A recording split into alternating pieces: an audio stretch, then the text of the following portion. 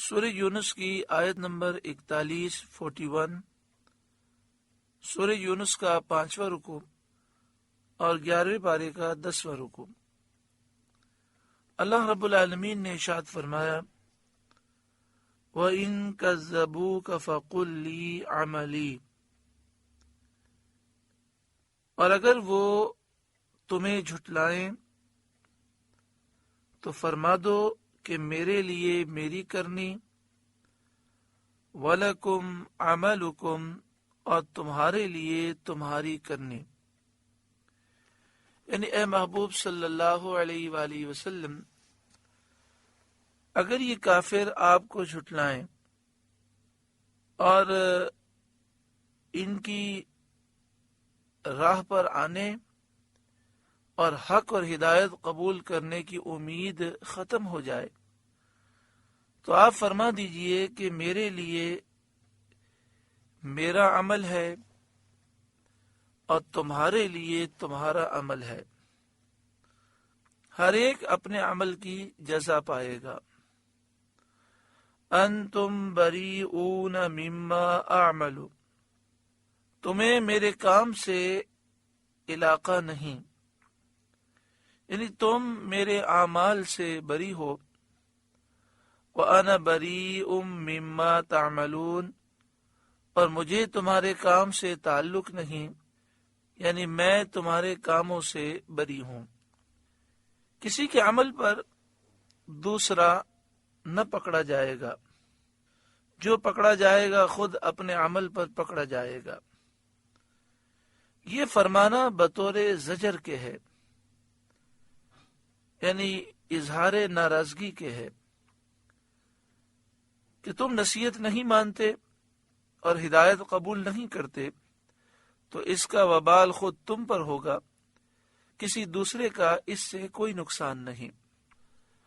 وَمِنْهُمْ مَنْ يَسْتَمِعُونَ إِلَيْكَ، اور ان میں کوئی وہ ہیں جو تمہاری طرف کان لگاتے ہیں، یعنی اے محبوب صلی اللہ علیہ وآلہ وسلم، بعض لوگ وہ ہیں جو آپ سے قرآن پاک سنتے ہیں اور دین کے احکام سنتے ہیں، لیکن چونکہ دل میں بغض اور عداوت ہے تو بغض و عداوت کی وجہ سے دل میں ان چیزوں کو جگہ نہیں دیتے اور قبول نہیں کرتے، تو یہ سننا بیکار ہے، اور وہ ہدایت سے نفع نہ پانے میں بہروں کی طرح ہے۔ جیسے بہرا شخص سنتا نہیں ہے، ایسے یہ سن کر فائدہ نہیں اٹھا پاتے، تو چونکہ یہ ہدایت سے نفع نہیں اٹھا رہے تو یہ بہروں کی طرح ہیں، ان کا سننا اور نہ سننا دونوں برابر ہے۔ افانت تسمع الصم ولو كانوا لا يعقلون، تو کیا تم بہروں کو سنا دو گے اگرچہ انہیں عقل نہ ہو؟ یعنی اے محبوب صلی اللہ علیہ وآلہ وسلم، یہ کافر تو بہرے ہیں جن کے دلوں پر مہریں لگی ہیں، کیا ایسا شخص جو اپنے حواس سے اپنے کانوں سے کام نہ لے اور نہ اپنی عقل سے کام لے، کیا ایسے شخص کو ہدایت ملتی ہے؟ وَمِنْهُمْ مَنْ يَنْظُرُ إِلَيْكَ، اور ان میں کوئی آپ کی طرف تکتا ہے، یعنی اے محبوب صلی اللہ علیہ وآلہ وسلم، بعض کافر وہ ہیں جو سچائی کے دلائل دیکھتے ہیں، آپ کی نبوت پر جو نشانیاں ہیں وہ بھی دیکھتے ہیں، لیکن تصدیق نہیں کرتے۔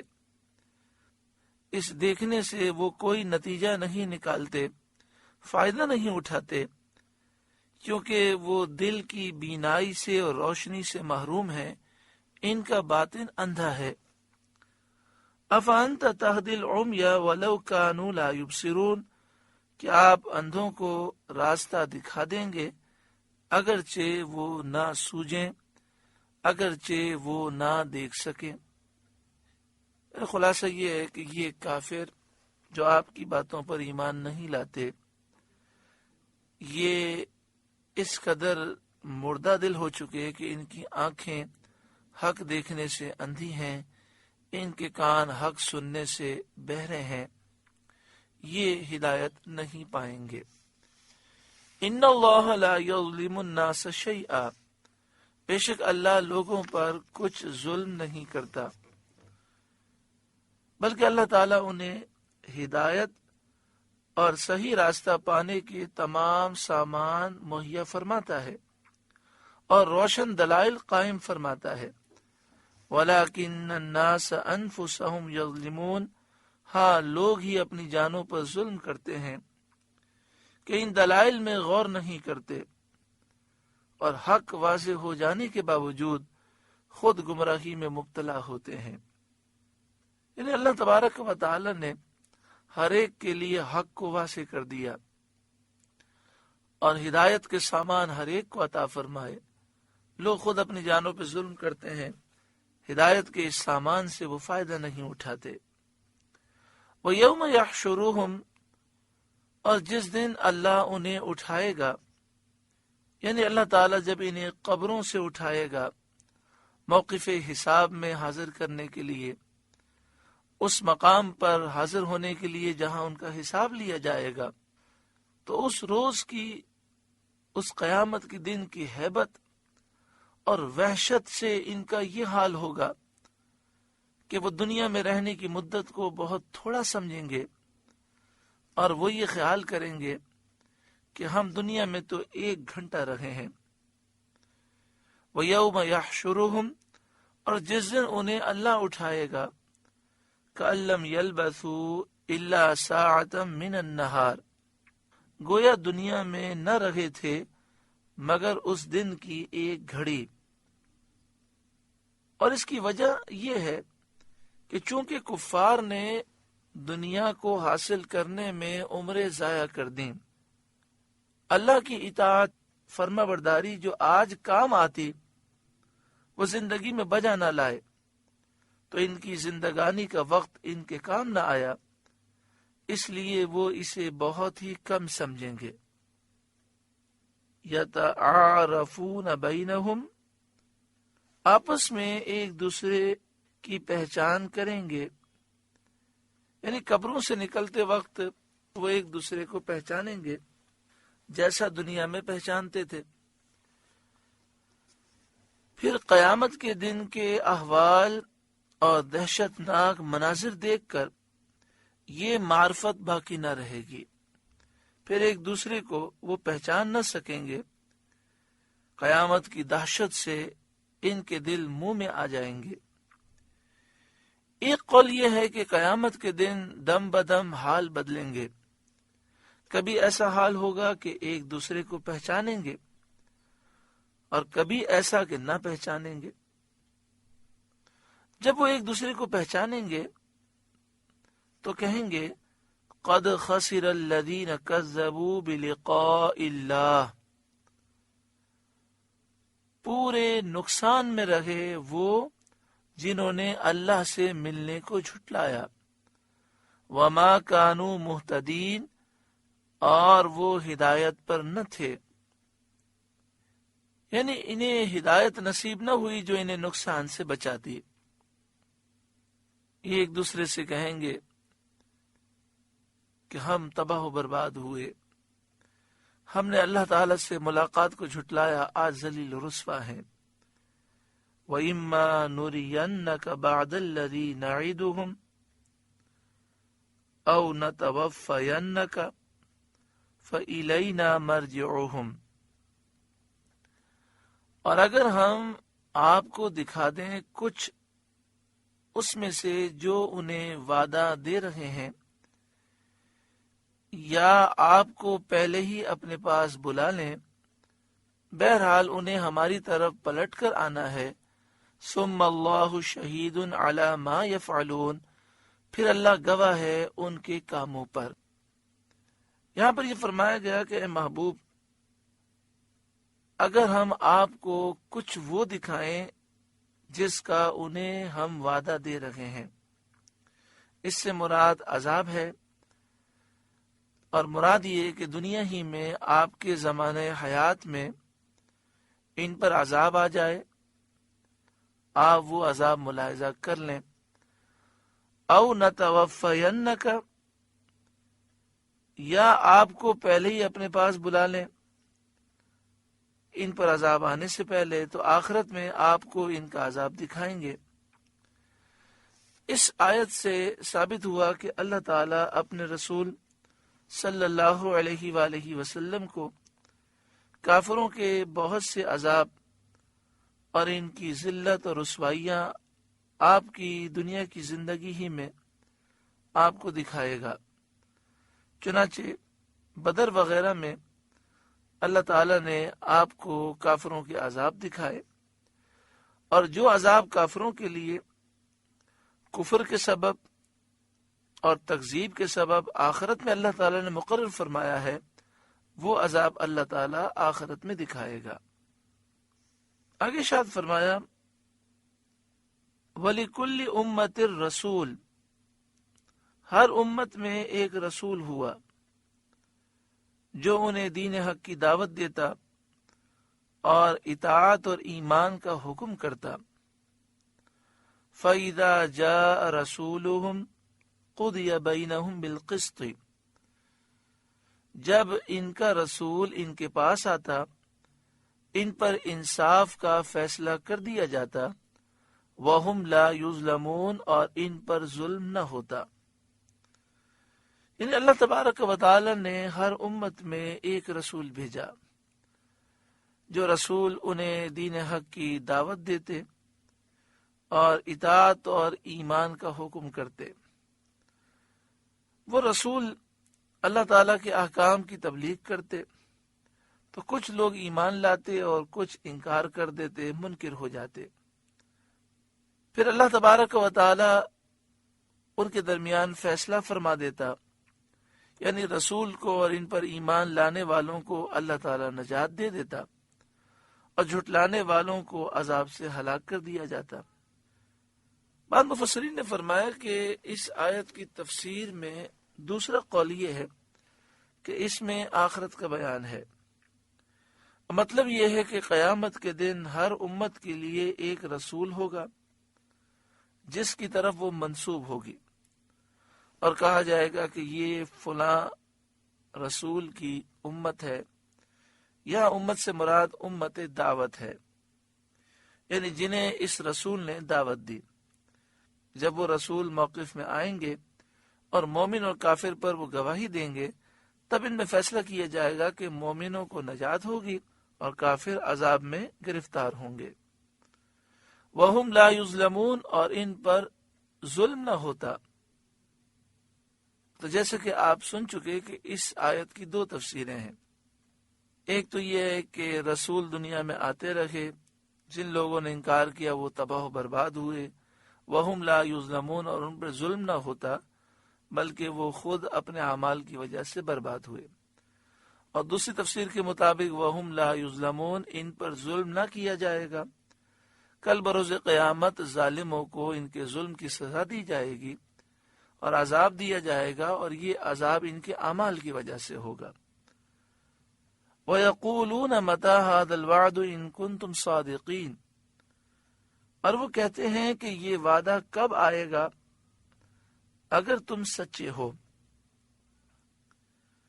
شان نزول اس کا یہ ہے کہ جب یہ آیت کریمہ نازل ہوئی، وَإِمَّا نُرِيَنَّكَ، کہ اے محبوب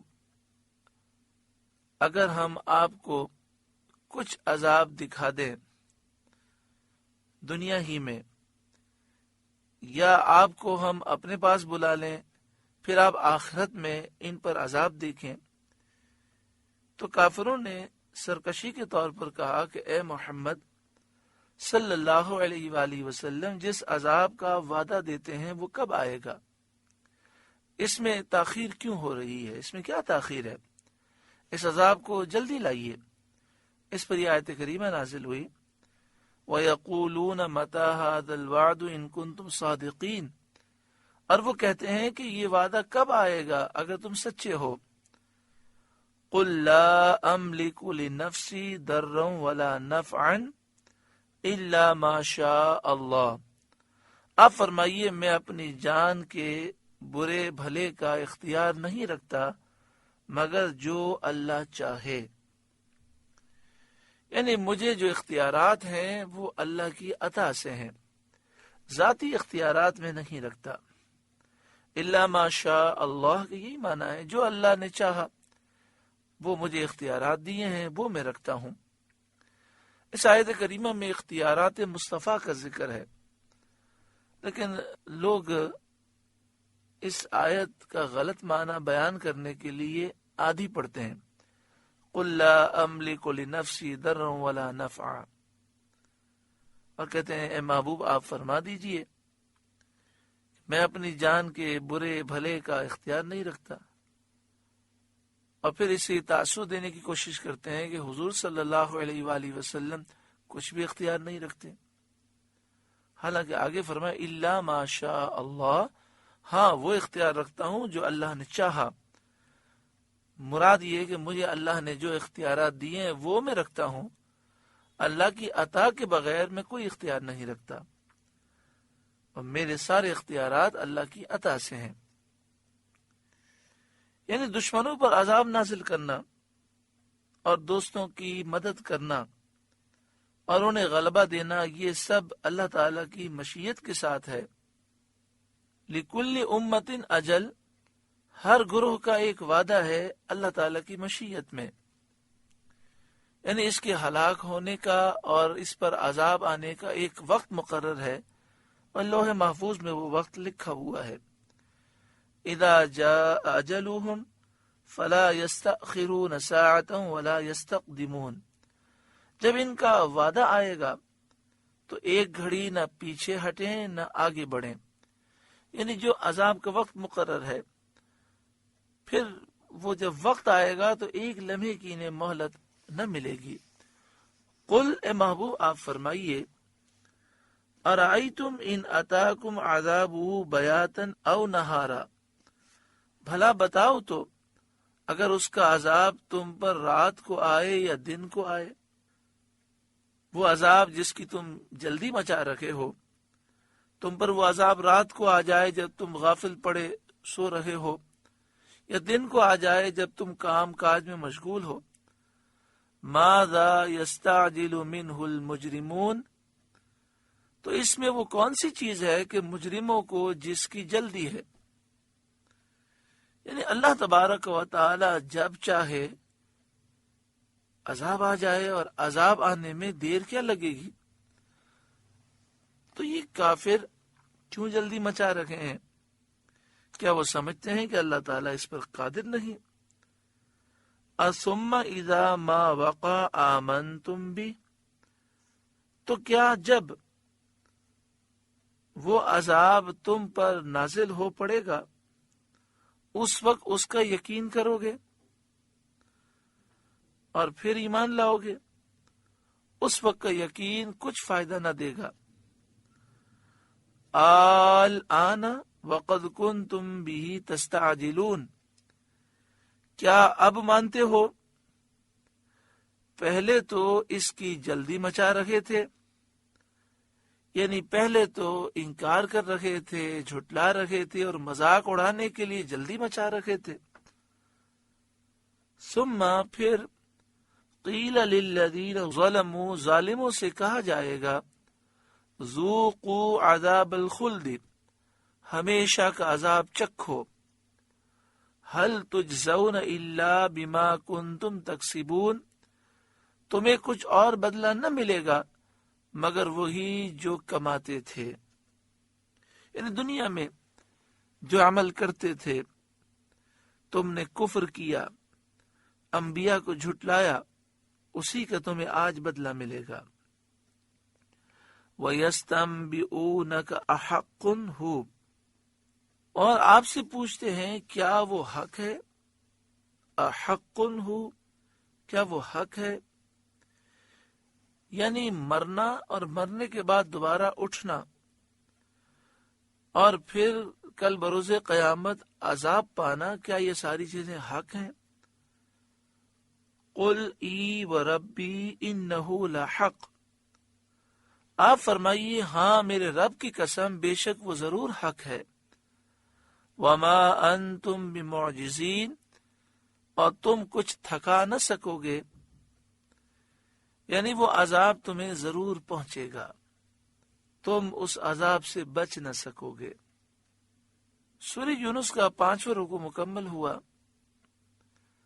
اس میں جہاں بہت سی نصیحتیں ہیں، یہاں پر یہ بھی نصیحت کی گئی کہ کافروں کا طریقہ یہ ہے کہ وہ عذاب کی جلدی مچاتے ہیں۔ مومن اللہ کا خوف رکھتا ہے، مسلمان کو یہ زیب نہیں دیتا کہ جب اسے یہ کہا جائے کہ آپ یہ گناہ نہ کریں، گناہوں کی نحوستیں ہوتی ہیں، تو وہ یہ کہے کہ میں تو اتنے سالوں سے کر رہا ہوں، فلاں یہ کر رہا ہے، کچھ بھی نہیں ہوتا۔ یہ تو لوگوں کی باتیں ہیں، نعوذ باللہ من ذالک۔ ایسی بات نہیں کہنی چاہیے، اللہ تعالیٰ کی بارگاہ میں توبہ کرنی چاہیے، کیونکہ گناہوں کی نحوستیں بسا اوقات اچانک آتی ہیں، اور پھر انسان کو احساس ہوتا ہے لیکن وہ نحوستیں اسے برباد کر دیتی ہیں۔ اللہ تعالیٰ ہمیں سچی پکی توبہ نصیب فرمائے، اور اللہ تعالیٰ ہمیں غرور و تکبر سے، دنیا اور مال کی ہوس، حرص و لالچ سے ہمیشہ کے لیے نجات عطا فرمائے۔ آپ سے گزارش ہے کہ قرآن کے اس پیغام کو آگے پہنچا کر ثواب جاریہ حاصل کریں۔